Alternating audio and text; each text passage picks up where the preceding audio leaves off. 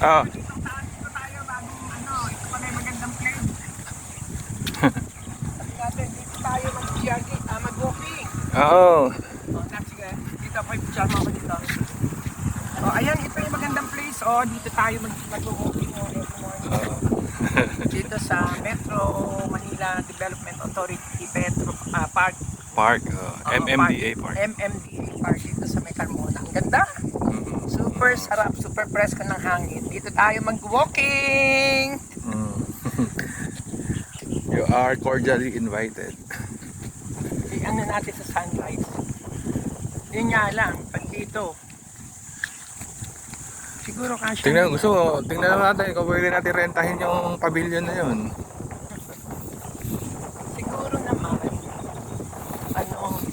kasya. Si Ray, dala niya yung kanya sasakyan. Kasi dali natin yung Innova. Hindi na kailangan yung church vehicle. Yung jogging. Yung walking path mo.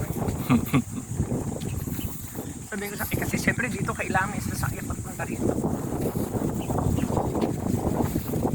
Mag-a-advance lang kayo ng 30 minutes na schedule.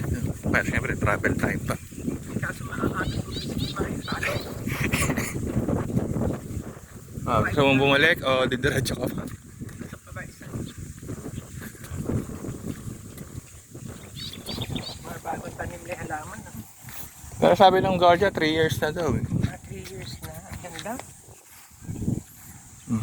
Inautay-utay nila. Pagka mag-develop na yan, malamang ito na magkakaroon ng entrance fee. Hindi.